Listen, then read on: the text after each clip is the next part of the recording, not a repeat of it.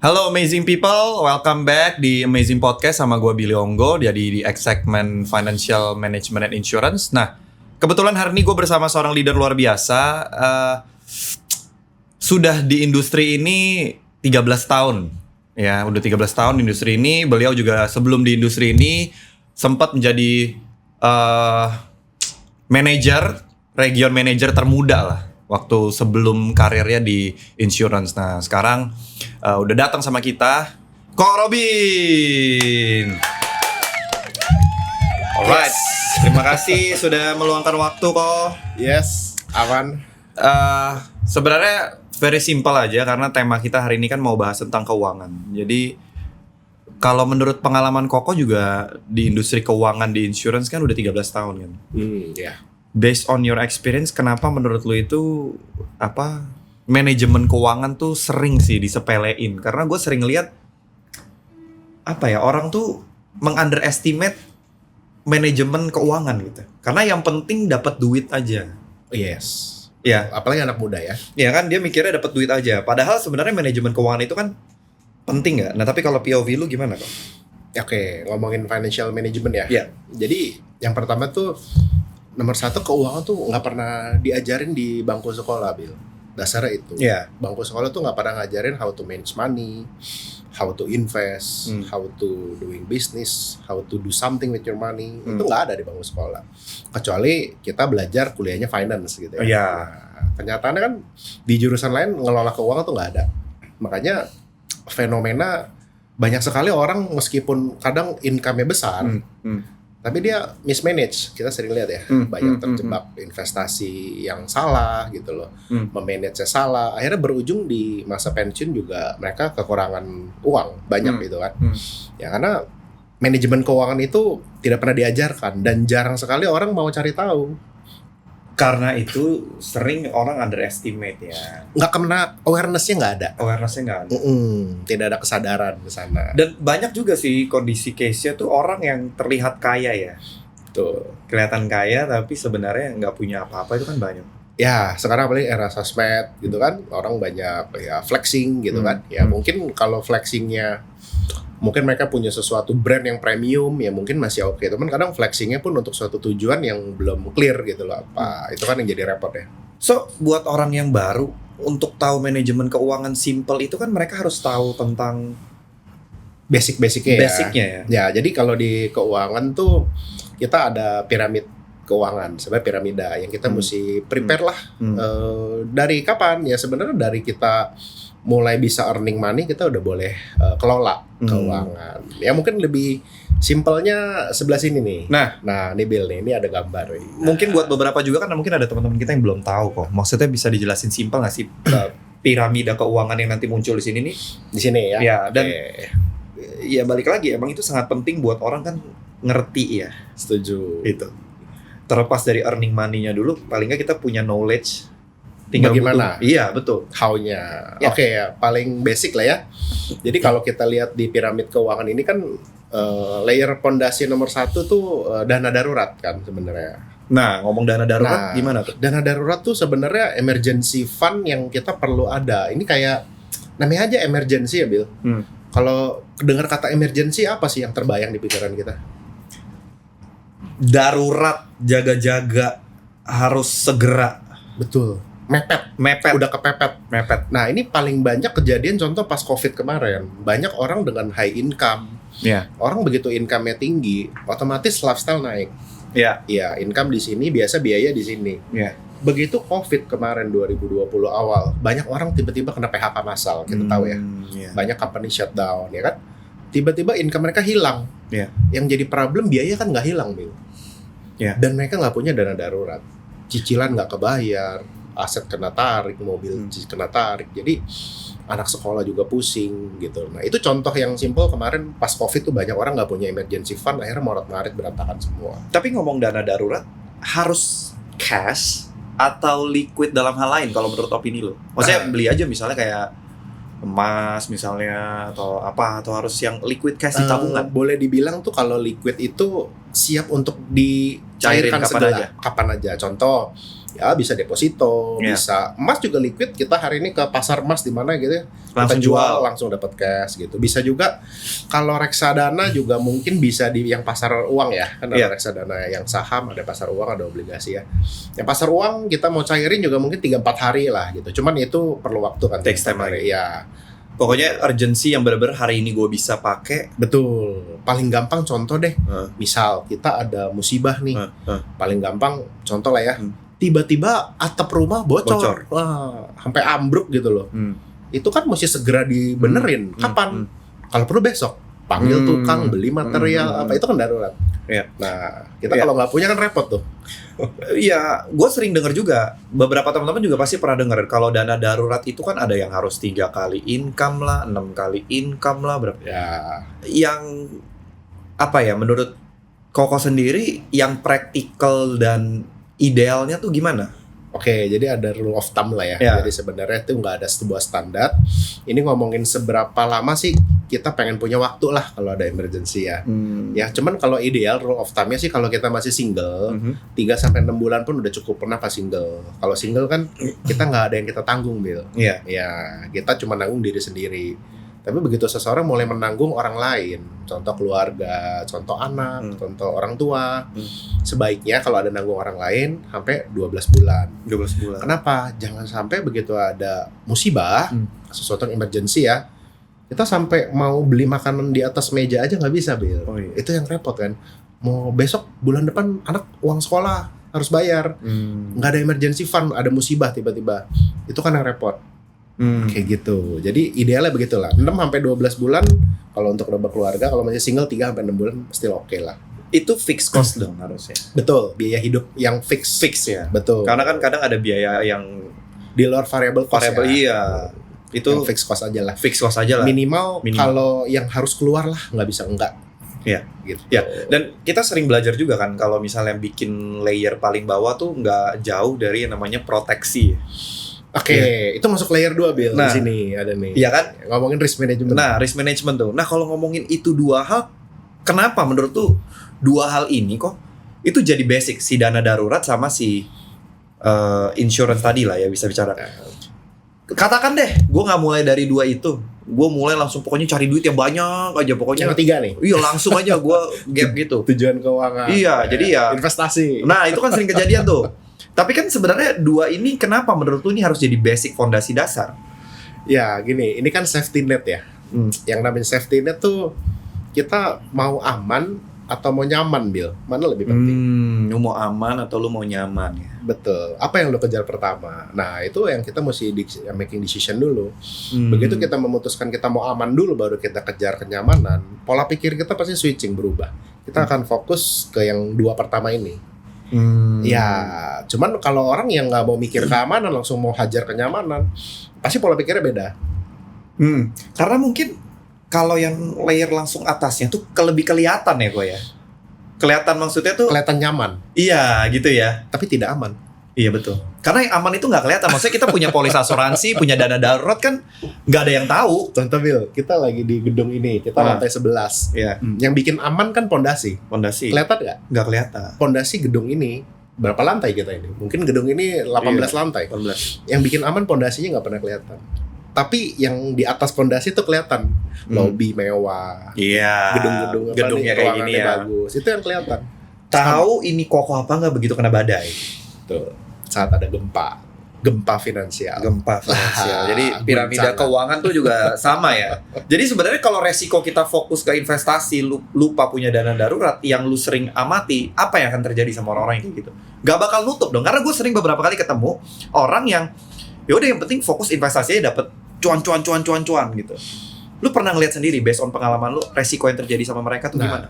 kita kan udah terlanjur ngomongin bangunan gedung ya. Iya. Ya itu sama dengan kita mau bangun gedung udah 20 lantai, tapi Udah- pondasi nggak kuat. Nah, emang awalnya nggak kelihatan, tapi begitu kelihatan saat apa tadi Billy bilang? Iya. Ada Gempa. begitu ada badai. guncangan ekonomi, badai, itu baru kelihatan pondasi mana yang ada. Gedung juga sama. Diujinya kan waktu pas ada badai, ada gempa kelihatan pondasinya. Sama dengan keuangan. Emang nggak kelihatan, semua kelihatan fine gitu. Tapi begitu ada guncangan, yang punya pondasi sama nggak punya akan kelihatan. Ya itu level 1 level 2 ini, Bill. Dan orang yang udah investasi capek-capek bertahun-tahun gitu ya, begitu kena badai kayak gitu kan, Harus dilikuidasi semua. kalau bisa liquid cepet ya. Kalau harganya lagi bagus kayak saham apa, kalau dipaksa Iya. lagi likuidasi di bawah, Ya, tapi nggak dipungkiri memang banyak yang mau instan ya, maksudnya mau ya investasi aja kelihatan hasilnya gitu ya. ya apalagi dunia sekarang ya Bill, dunia era sosmed, ya kan orang dituntut instan semua. Makanya kadang orang suka lupakan hal-hal yang penting ini Ya, gitu.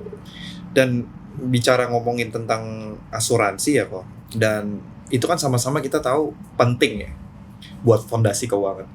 Tapi menurut lu sendiri, fitur apa dari asuransi yang membuat itu tuh sangat penting dalam kita bangun piramida keuangan? Oke. Fitur apa dari asuransi? Kita masuk yang kedua ya, risk Ya. management ya. Jadi asuransi itu bagian dari risk management sebenarnya Bill. Bagaimana memanage resiko. Ya. Sebenarnya resiko apa yang kita manage? Contoh, kita kalau beli mobil pasti ditawarin juga mau pakai asuransi Oh nggak? iya, betul. Kenapa? Ya Betul. mobil bisa kena tabrak, kena penyok gitu kan, Iya. tapi belum tentu terjadi. Sementara Iya. manusia, Bill, Iya. manusia tuh pasti terjadi apa? Ada 3 hal. 3 hal yang pasti ya. 3 hal pasti kita nggak bisa lari manusia: tua, Tua, sakit, sakit. meninggal. Iya benar. 3 hal ini pasti datang, suka nggak suka. Di KTP kita ada tanggal lahir ya, Bill. Tapi tanggal sakit, tanggal meninggal ada nggak? Iya. Tapi Iya. pasti datang suatu saat gitu loh. Nah makanya karena resiko ini pasti datang tapi nggak tahu kapan, sebaiknya kita bikin manajemen resikonya. Risk management yang kita harus handle. Contohnya risk management tuh ya, contoh gedung inilah ya Bill. Kita gedung ini ada sprinkle loh Iya, buat pemadam kebakaran kalau Iya. ada api. Nah kan belum tentu kebakaran, tapi tetap disiapin. Tapi kalau dia nggak keluar budget buat sprinkle, Iya. kalau ada kebakaran, gedung yang nilainya triliunan ini kan akan habis. Ya, setuju banget. Iya, daripada nggak keluar uang kecil buat Iya. pasang sprinkle, Iya. mending pasang. Emang keluar extra cost, tapi aman. Nilai 1 triliun gedung ini nggak akan hilang begitu aja kalau ada apa-apa. Iya. Sama dengan hidup, Bill. Ya, kita mesti ada perencanaan ke sana. Risk management tuh kenapa masuk kedua setelah dana darurat kita terpenuhi. Dana darurat the priority lah utama ya. Betul. Terus setelah itu kita bikin Risk management buat 3 hal yang pasti datang. Karena basically insurance itu diciptakan kan waktu dari zaman dulu tahun 1800-an. Eropa semua yang bikin kan perusahaan asuransi ya. Jadi dasarnya tuh waktu itu sama, Bill. Ada dulu kan orang masih kerja di pertambangan, di pabrik. Cuman pencari nafkah cuman si prianya biasanya kan, yang ibu rumah tangga di rumah ngurus anak. Tapi begitu mereka pulang, terkadang mereka ada accident yang bikin mereka meninggal di tempat pekerjaan. Akhirnya mereka bingung, ini pencari nafkah hilang, nggak ada makanan lagi kan. Akhirnya mereka serikat buruh itu tuh bikin kayak arisan koperasi. Ya mereka sisihkan lah uang harian mereka untuk dana arisan ini. Someday kalau ada yang meninggal ini dipakai, Bill. Ini Jadi, awal mulanya ya. Awalnya dibikin arisan. Iya. Lama-lama dana arisannya makin besar. Akhirnya mereka mulai berpikir harus dikelola profesional. Nggak bisa sekedar koperasi kumpulin arisan doang. Akhirnya dibikinlah perusahaan asuransi. Itu zaman 1800-an. Kenapa awal cikal bakalnya dipikirin ini? Dan buat teman-teman yang pasti beberapa udah pada tahu juga ya, fitur kita di asuransi kan bukan cuma sekedar kita bayarin rumah sakit doang ya. Ya, Betul kalau ya? dulu memang orang taunya sekedar kartu kesehatan ya. Sakit dibayar. Sakit dibayar. Ternyata efek dari sakit dibayar ternyata ada kebutuhan lain mulai timbul. Nah, itu dia. Gimana kalau sakitnya berkepanjangan dan nggak bisa kerja? Lu ada contoh experience Gimana pengalaman kalau cacat? Jadi gini, itu mah banyak udah pasti ya. Contoh lah ya. Kita sering lihat yang benar-benar lu kenal dan lu tahu deh. ada nggak? paling simple inilah ya, lagi COVID kemarin lah ya. Iya, Kan COVID tiba-tiba kita WFH semua ya. Lagi WFH kan anak-anak Zoom ya, semua di rumah ya. Waktu itu tuh ada kejadian pas COVID, aku kaget denger tiba-tiba di Zoom-nya anak saya, si Samuel tuh anak pertama ya. Si kelas 2 waktu itu aku ingat. Tiba-tiba kok ada temannya dia di Zoom teriak-teriak, nangis-nangis. Kita kaget, ada apa? Saya pikir kejepit pintu kayak atau kena pisau Ini gitu umur ya. berapa? Kelas 2 SD, 2 SD. Di Zoom heboh nangis-nangis. Ternyata aku dengar dari istri baru dapat berita duka, papanya meninggal karena COVID. 3 hari yang lalu dijemput ambulan. Dulu kan serem bil COVID. Iya. Begitu ada ambulan datang depan rumah lu, pakai APD lu serem nggak? Iya. Udah pasti bisa dijemput nggak pulang lagi itu kan? Kejadian lah itu dijemput, beda 3 hari dapat berita kabar meninggal. Nah, yang jadi problem itu bukan masalah di situ aja.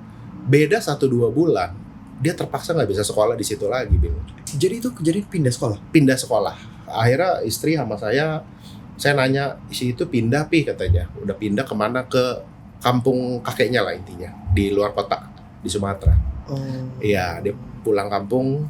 Terus kita berdua lihat-lihatan, saya dan istri. Saya bilang, ya ini real case. Pencari nafkah hilang, dia nggak bisa bertahan lagi tinggal di ibu kota. Dia harus pulang. Itu real case yang terjadi. Jadi kebutuhan insurance juga berevolusi, Bil. Awalnya orang taunya sakit dibayarin. Tapi di atas sakit tuh ada yang lebih impactful adalah kalau income hilang bagaimana? Biaya sekolah anak. Betul. Makanya ada timbul produk income protection. Betul. Buat replace your income lah kalau sampai pencari nafkah hilang.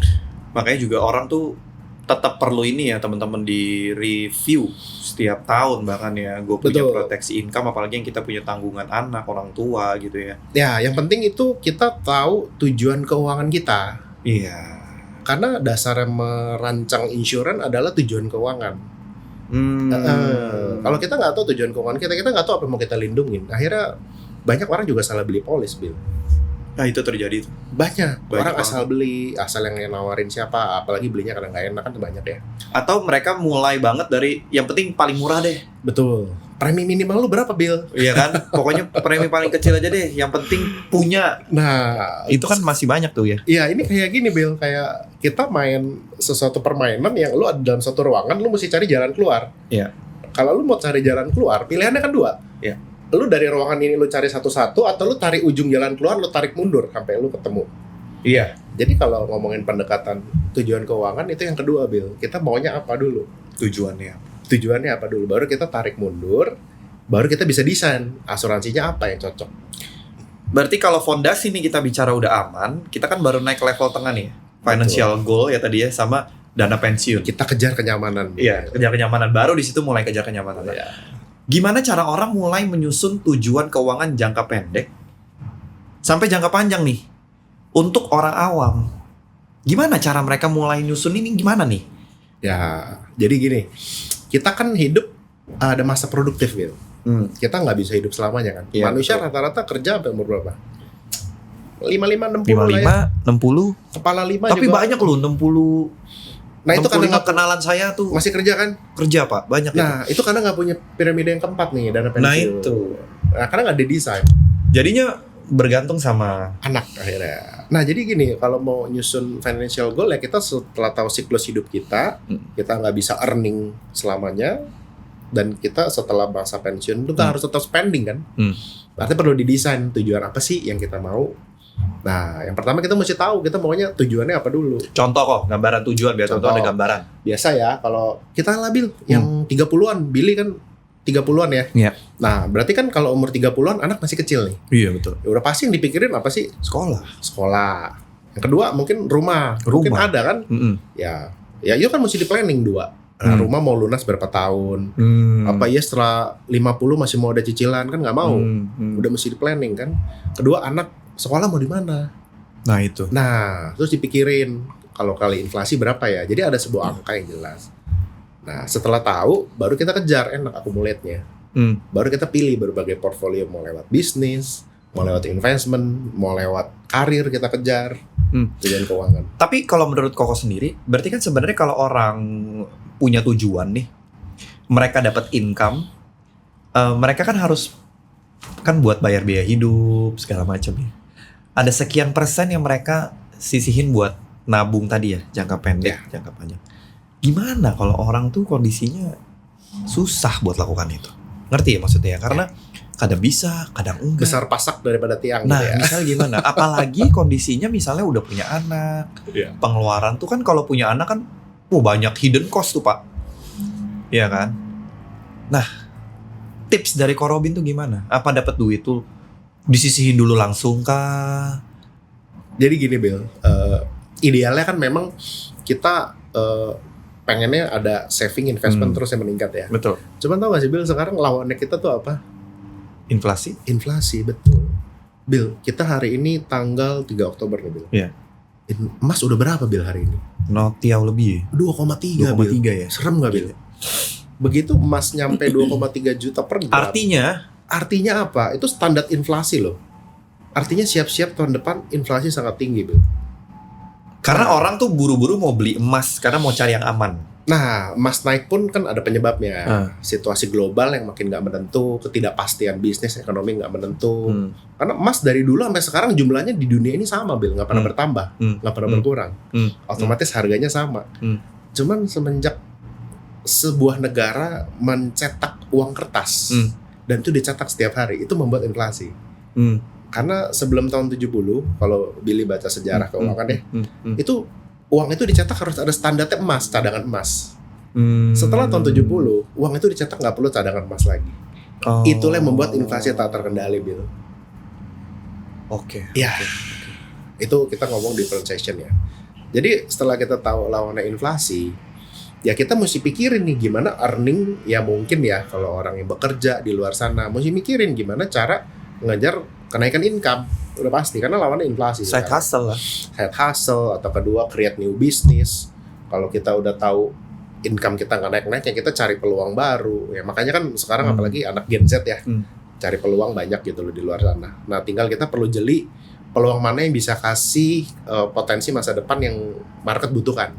Jadi solusinya bukan neken biaya tapi nyari tambahan. Idealnya begitu.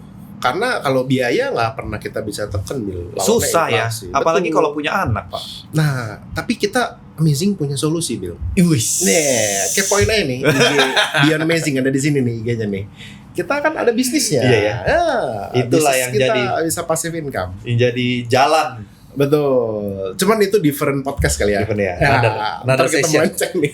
Nah, ngomong-ngomong nih yang tadi piramida yang Koko sempat mention, itu kan ada legacy ya. Kita bicara tentang warisan nih. Yang paling atas ya. Iya. Ya. Oke, sebelum warisan kan ada pensiun tadi ya. Nah, sebelum gua ngomong ke legacy dulu deh. Kapan sih waktu terbaik menurut Ko Robin buat prepare kita punya pensiun di kondisi dimana kita merit baru punya anak lah. Biaya makin besar. Sebenarnya kalau ngomong dana pensiun, boleh dibilang itu tuh duit lupa yang kita tabung, anggap lupa Jangan aja. Jangan dipikirin karena benar buat hari tua kita. Toh kita udah sering lihat fenomena banyak orang di atas 60 masih terpaksa kerja hari ini di dunia manapun loh, di negara manapun. Kenapa? Karena pensiunnya tidak dipikirin. Bahkan banyak negara maju, ya contoh lah ya, negara tetangga kita lah Singapura, sering banyak lihat kan opa-opa, oma-oma masih kerja. Padahal mereka punya dana pensiun loh. Ternyata udah nabung pun nggak cukup. Dana pensiunnya begitu diterima ternyata nggak bisa ngimbangin biaya hidup. Gimana nggak ada tabungan ya? Apalagi kalau nggak disiapin, Bill. Akhirnya kita ngandelin anak kan. Nggak mau akhirnya yang membuat anak kita terkena sandwich generation tuh, Bill. Itu yang bikin kasihan. Anak kita nanggung dua beban. Betul. Orang tuanya dan anaknya dia lagi nanti cucu kita kan. Jadi itu akan berlanjut terus ke generasi. Harus ada yang motong. Nah makanya mesti disiapin, di prepare.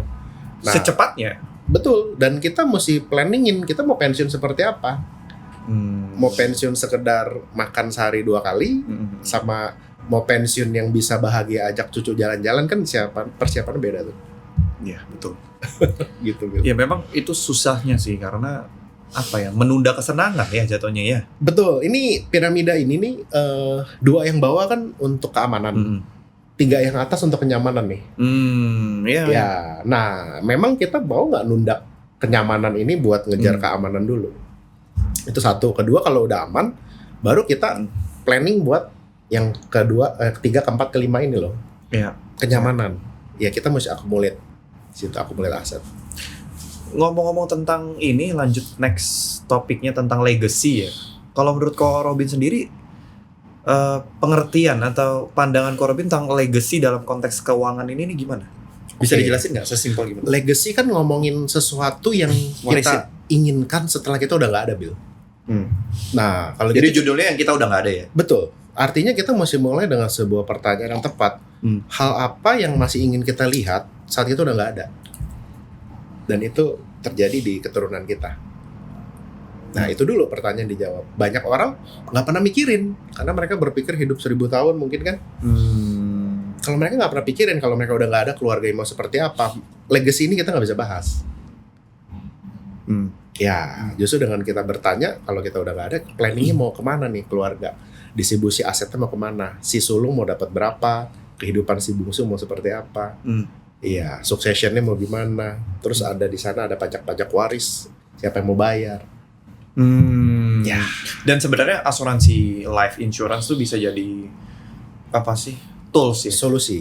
Ya, dan solusi juga ya. Nah, sebenarnya kalau teman-teman ya, buat teman-teman pemirsa, kalau mau cari solusi dari piramida ini, kita di Amazing Team ada semua, Bill. Iya. Iya, mau dari pendidikan, kesehatan, proteksi income, paper aset buat waris, dana pensiun. Ini ada semua. Jadi 5 piramida ini kita bisa prepare. Nah, kepoin aja IG-nya di sini. Nice. Beyond Amazing. Berarti langkah sederhana yang kita bisa mulai buat tinggalin warisan yang sehat tuh gimana, Pak? Langkah sederhananya dah. Setiap orang jawabannya beda-beda, Bill. Ada orang yang pengen ninggalinnya aset yang banyak. Tapi ada orang pengen, kalau aset takutnya hari ini bagus, besok nggak bagus aset kan. Saya mau ninggalin income abadi ya. Income abadi. Nah, coba, tuh gimana, Pak? Contoh ya. Misalnya, contoh lah, Bill, kalau kita ninggalin nih, contoh saya ninggalin asuransi jiwa buat anak. Nilainya contoh deh, 10 miliar aja. Saya ninggalin ya, asuransi jiwa buat anak. Begitu saya nggak ada, anak saya dapat dong 10 miliar. Nah, anak saya nggak perlu repot-repot ngerti investasi, ambil resiko bangun bisnis gitu ya. Taruh deh, Bill, di obligasi, Bill. Bunga berapa sih sekarang? Ori-ori gitu, 6%-an ya. 6%. Anggap deh 6% deh ya, net. Berapa bunganya? 10M. 6%, 600 juta ya. 600 lah ya, 600. Ya, artinya saya udah warisin 50 juta per bulan. Selamanya loh buat anak. Jadi asuransi jiwa bisa jadi tools buat ciptakan income abadi sebenarnya. Tapi ini buat teman-teman yang belum tahu, saya mau saya mau bikin uang pertemuan 10 miliar nih harus berapa bayarnya? Nah, kita diskusi nanti ya. Klik IG-nya Billy Onggonya ya. Ada hitungannya ya? Ada. Yang pasti total yang kita setor itu nggak akan sebanding sama apa yang on paper itu ya. Insurance itu dibilang the beauty of paper and ink. Nah, salah satu keajaiban dunia itu asuransi. Kenapa? Gimana uang kecil bisa menciptakan aset yang begitu besar? Iya. Itulah asuransi. Uang kecil untuk uang besar ya. Betul. Itu salah satu keajaiban dunia sebenarnya. Jadi, cuman nggak banyak orang yang tahu, Bill. Iya. Dan mungkin underestimate juga gitu ya. Orang juga banyak yang underestimate buat punya asuransi jiwa juga loh. Karena mereka belum ketemu Billy dan saya. Iya sih, bener juga. Udah ketemu ya. Nanti kontak kita. Ini IG-nya. Tapi jadi langkah sederhananya sesimpel ya umur 30-an udah bisa buka polis asuransi jiwa juga ya dengan premi yang sangat terjangkau banget ya malah ya. Ya, cuman everything start with the financial goal kita apa. Nah, financial goal ya. Baru kita bisa desain maunya apa, piramidanya seperti apa, risk management seperti apa. Setuju. Ya. Dan ngomong-ngomong tentang warisan ya Pak ya, setuju ya Pak ya. Memang warisan terbaik itu buat anak adalah karakter. Setuju ya, benar ya. 1, 2, 3, yes. Legacy, benar ya. Uang bisa hilang, betul nggak ya? Tapi kan karakter itu yang tinggal tetap ya. Iya betul, integritasnya kita. Itu parenting. Iya. Jadi memang orang tua harus selain kasih siapin keuangan, jangan lupa karakternya juga disiapin. Betul. Makanya orang bijaksana tuh orang yang mempersiapkan itu buat anak cucu, Pak. Karena uang itu netral. Iya betul. Karakter yang membuat uang itu bisa bertambah ataupun habis. Benar. Uang tuh cuman ngasih tunjuk orang baik di tangan uang di tangan orang baik dipakai buat hal baik. Tambah besar kebaikan. Uang sama dipakai orang jahat nih makin tambah besar kejahatan. Sama. Jadi sebenarnya uang tuh hanya mengungkapkan identitas orang itu ya. Uang itu netral. Netral ya. Tergantung karakternya. Iya, tapi good insight. Dan di asuransi di era sekarang banyak orang anggap asuransi bukan prioritas, bukan kebutuhan utama ya. Iya nggak sih? Sebenarnya kalau kita lihat apalagi di era sekarang ya, dengan kondisi ekonomi hari ini, sebenarnya percaya atau tidak, itu ke depan orang akan cari asuransi, Bill, menurut saya. Karena semakin banyak ketidakpastian di pasar dan orang semakin perlu kepastian, Bill. Iya, betul. Dan produk asuransi itu produk yang memberi kepastian. Jadi suka tidak suka, saya yakin sekali, apalagi Indonesia sekarang GDP naik terus ya, pendapatan per kapita naik terus ya. Indonesia nih kalau nggak salah nih udah mau 4 ribuan. Wow. 4 ribuan dolar per kapita pendapatan per tahun. Jadi kalau pendapatan per kapita makin naik, otomatis orang makin sejahtera nih Bill, idealnya ya. Nah, kalau orang makin income makin besar, yang mereka pikirin adalah masa depan Bill. Dan mereka perlu kepastian. Jadi trennya ke depan industri ini akan banyak dicari orang, menurut saya. Ya, kita nggak usah ngomong jauh-jauh deh, bicara 10-15 tahun yang lalu aja ya. Betul, sama sekarang beda kan? Beda banget. Dulu orang ngomongin asuransi kayaknya pada kabur, pada anti gitu ya. Tapi sekarang orang want to know apa sih asuransi gitu loh. Jelasin dong yang bagus, yang bener gimana. Bener. Ya. Udah kita tuh sebenarnya pelaku di industri ini tuh udah nggak terlalu capek buat apa tuh namanya? Edukasi kasarnya buat ini ya. Apalagi di era sosial media ya. Nggak perlu kita edukasi, banyak agen pasang iklan. Nah itu. Udah teredukasi pasang. Dan kejadian real story itu it happen dan mereka share. Ya kan ini kemarin tuh sempet ada viral tuh kalau di Instagram.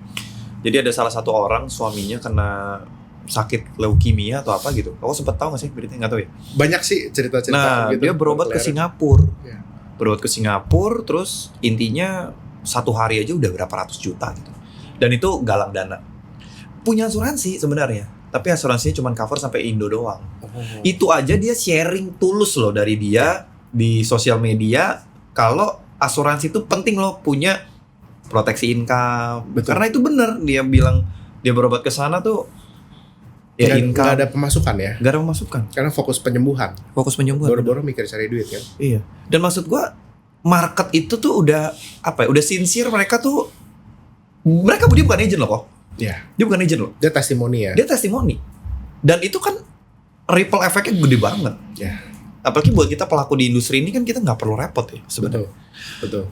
Jadi sebenarnya kita itu punya visi, misi Bill, bahwa kan pemerintah canangkan Indonesia Emas ya 2045. Iya. Nah, kita kan support dong negara di mana kita ada ya. Nah, visi Indonesia Emas 2045 ini bisa dicapai dengan finansial yang kuat dong warganya. Iya, betul. Ya, salah satunya memang kita punya misi mau edukasi piramida ini ke masyarakat juga, Bill. Karena dengan semua masyarakat Indonesia teredukasi ya, pentingnya piramida keuangan, ya, ketahanan ekonomi pun makin kuat. Dan kalau Billy survei, negara dengan penetrasi asuransi yang makin tinggi, itu penduduknya lebih tahan finansial, Bill. Lebih nggak gampang goyang. Negara maju kenapa insurance tinggi penetrasi? Karena orang kaya dia meninggal tambah aset. Itu triknya. Dia sakit asetnya nggak hilang.